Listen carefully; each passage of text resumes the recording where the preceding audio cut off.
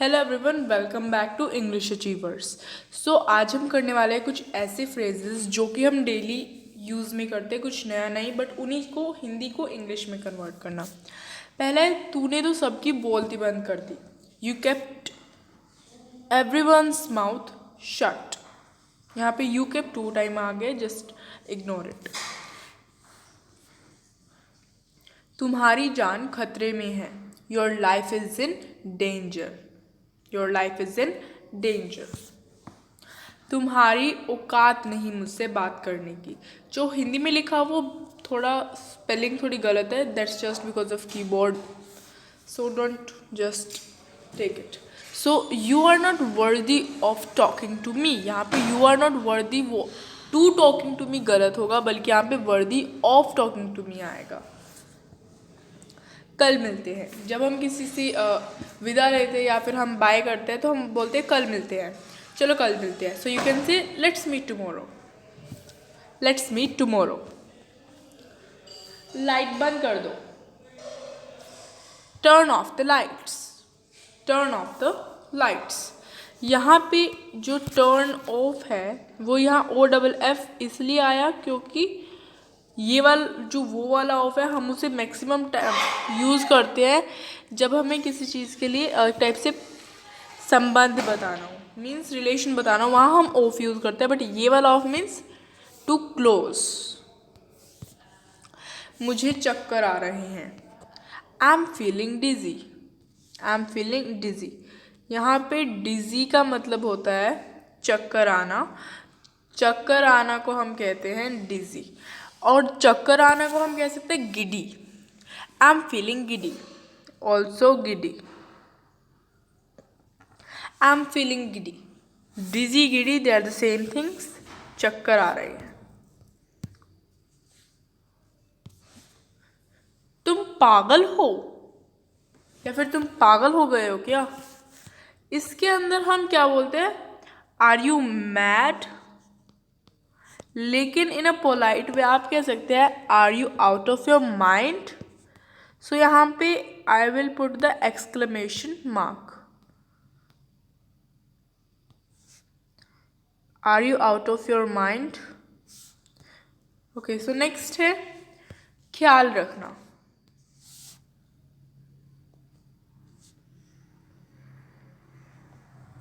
ख्याल रखना, take care. Take care. या फिर जब भी हम किसी से चैट करते हैं व्हाट्सएप पे कहीं भी, तो हम लास्ट में लिखते हैं टेक केयर, मीन्स ख्याल रखना। अब तुम बड़े हो गए, बड़े हो गए हो। You have grown up now. You have grown up. ये हम जब कहते हैं अगर कोई बच्चे जैसे हरकतें करने लगता है और हमें वो बुरा लगता है, हम कहते हैं अब तुम बड़े हो गए हो। You have grown up. और कई बार अगर हम बहुत दिनों बाद, बहुत सालों बाद किसी से मिलते हैं और वो हमें बड़ा लगता है तो हम कहते हैं तुम बड़े हो गए हो। तो वहाँ पे भी हम इसी चीज़ को यूज़ करेंगे, यू हैव ग्रॉन अप। ये अच्छों के साथ होता है। It happens with best of us. It happens with best of us. कई बार क्या होता है, हमसे अगर कोई मिस्टेक हो जाती है तो हमें कहते हैं कि ये अच्छों के साथ होता है, जस्ट लीव इट। मतलब it happens with best of us. It is an important phrase of this lecture, I would say. Okay, it happens with best of us. दिल पर मत लो। दिल पर मत लो।